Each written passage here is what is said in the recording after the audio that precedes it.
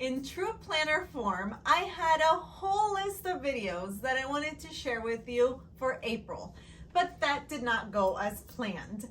And I'm happy because one of those videos was my 2022 Q1 recap, and a couple of things have changed, but yet remain the same. And I did kind of hone in on my planning system. So I'm happy that I waited and that I get to share that video with you today.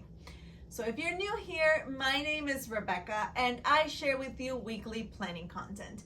If you like seeing things related to planning, stationery, unboxings, tips and tricks that will help you get the most use out of your planner, please consider subscribing and sticking around. Okay, so let's start off with the planners that I started the year with. So at the beginning of 2022, I fell in love with the Hobonichi Cousin, and it is this one right here. I saw this planner for the first time when my friend Julie started sharing hers, and I thought that it could really work for me because it was very similar to the way that the Wonderland 222 planner is set up, and that is the one that I had been using for the majority of 2021. So I decided to give it a go, and I am so happy that I did because I absolutely love the Hobonichi Cousin system and the planner and just everything that it has to offer. So that was the plan at the beginning of the year.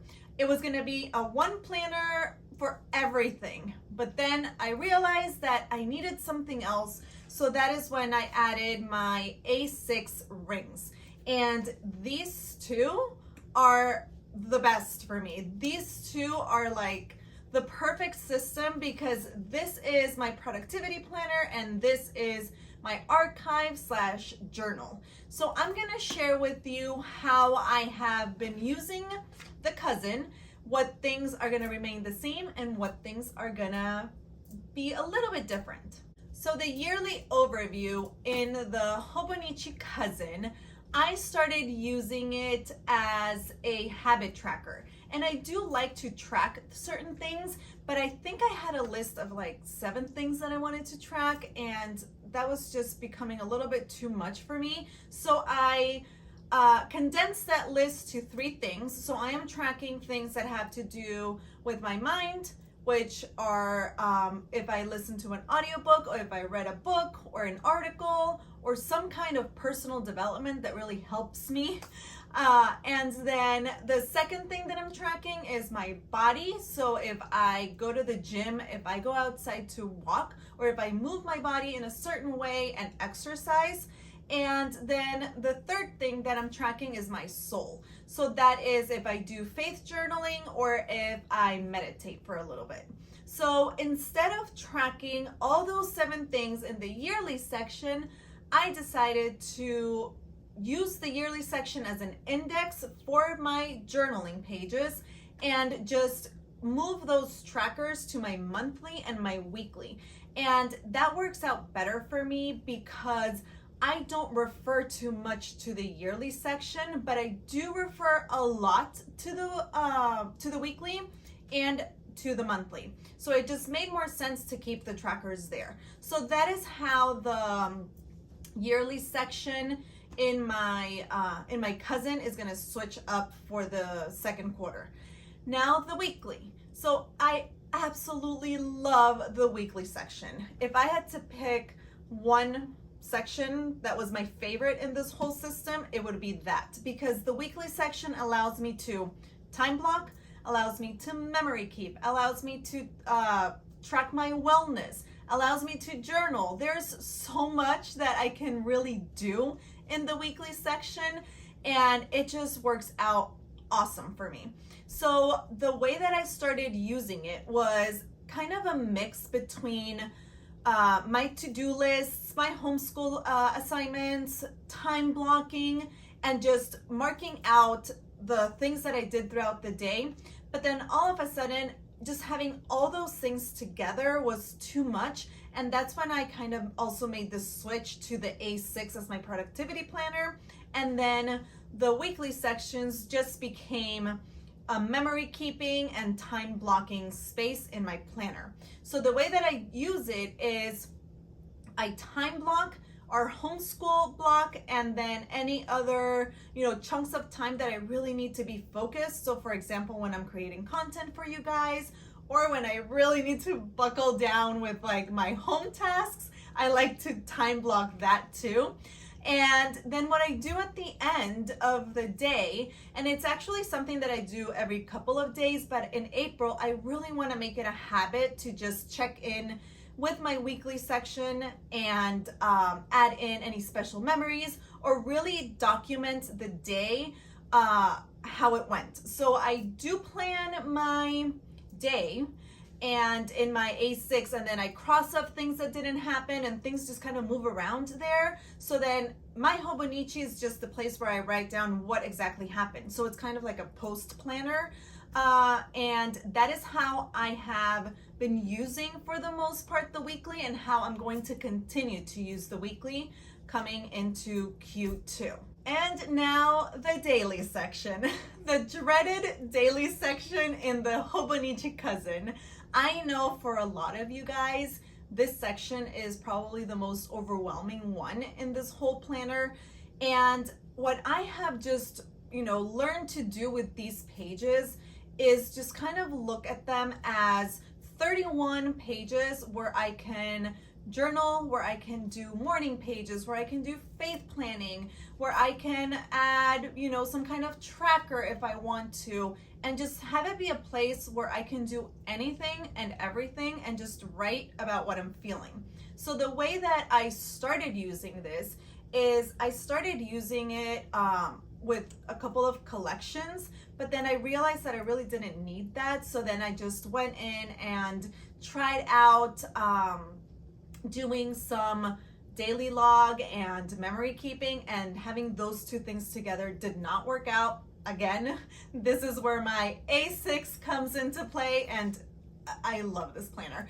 I have a full detailed updated setup of this, so I'm gonna link that below. But yeah, this planner is like, oh, it's love. So anyway, so then I stopped doing the journaling and the to-do list on the same page, and then I just started writing. I started doing morning pages. I started memory keeping and just writing whatever I wanted. I would divide the page into 2 columns, and then the number at the top that's supposed to be the date, I would use it as a page number. So then I did index a little bit in Q1, but I'm gonna use the yearly section, like I mentioned before, for a full-blown index. And then what I'm gonna do is certain things that I do want to index and I do want to refer to or look back on, I will index. But then there's other things that I write about that I really don't need or want to look back on. For example, when I do morning pages, I just half asleep sit down and write whatever is on my mind. So it's a whole mix of everything. So sometimes I don't really want to go back to that. But then, yeah, I've just given myself permission to just look at those numbers, not as dates, but as page numbers. But with that being said, I do admire a ton of people who do use those as dates, and I wanted to give it a shot in April. So for the first 20-ish days in April, I did use them as dates. So I did journal on that specific date in that page. But you guys, it became overwhelming. It became overwhelming. It became a lot of pressure to just keep up and fill out the page. So I went back last week to just journaling in 2 columns like I used to at the beginning.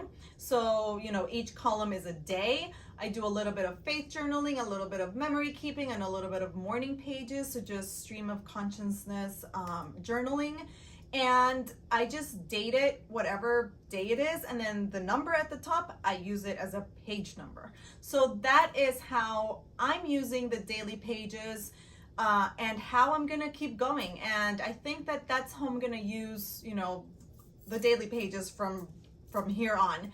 And it doesn't bother me to have empty pages at the end. It did bother me a little bit to have a couple of missing pages in between the weeks.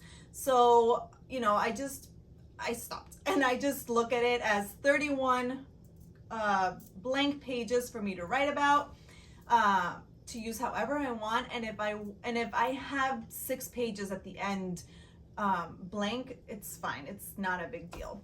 So that is how I'm gonna be using and continue to use the daily pages in my Hobonichi. Now there is something that's going to change, but at the same time kind of remain the same. And it's not gonna be until July, because I did, for my birthday, Andres gave me this beautiful mulberry A5 notebook agenda that I was dying to use, and I'm dying to use. So I went ahead and I purchased the Cousin Avec, which is the Cousin that is divided into 2 books, and I started using it.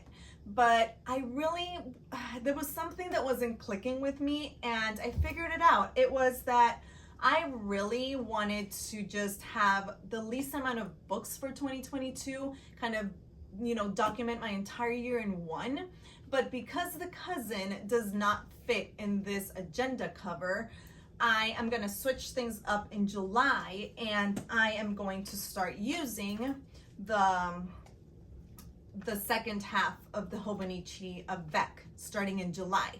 So for for all of 2022, I'm only going to have 2 books, which is going to be the full year Cousin, January through June, and then I'm going to have the Avec, July through December, completely filled out. So on my shelf, I'm only going to have 2 books, and that is really what I wanted. So I decided to just move the couple of things that I had already added into the Avec, because I cannot wait to start using this.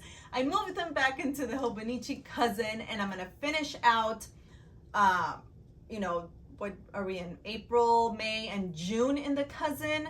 And then in July, I'm going to go all in and use the Avec. And I think that for 2023, that is the plan. So, I'm thinking about 2023. I think I'm going to use the Avec too, because I love this cover, and it also fits in my Lotus. So I can use these 2 covers interchangeably and have the Avec be slimmer, and I can just keep my journal with me, and it's not this big book. And even though it is compact because of the paper, it can get heavy, and I know that the pages like fluff up. So that's the plan for the Cousin. And then just, the A6 will still remain my my productivity planner, where I track my monthly, weekly, and daily activities, my tasks, my home things, my social media things, and I keep notes and grocery lists and cleaning checklists. So this planner right here is the one that helps me get through my day. And then the Cousin is the one that is the place where I will, document and just keep everything that I want to keep in the long term. So it's my archive and my journaling, because I do, journal for faith and just morning pages and memory keeping. So that is the update. That is a little bit of a recap of Q1 and a couple of things that are changing and staying the same for Q2.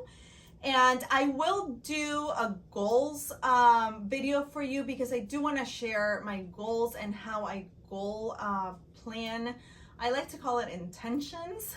So how I set my intentions, because I have a couple of really big and important ones that I want to share with you. So if that is something that you want to do, please consider subscribing, because that is one of my upcoming videos. And if you guys liked this video, please give it a thumbs up. It really helps my channel, and it just makes me know that the content that I'm creating for you is useful. So I really, really appreciate it. Okay, you guys, well, this was it for me. Thank you so much for hanging out with me, and I will see you next time. Bye, guys. Take care.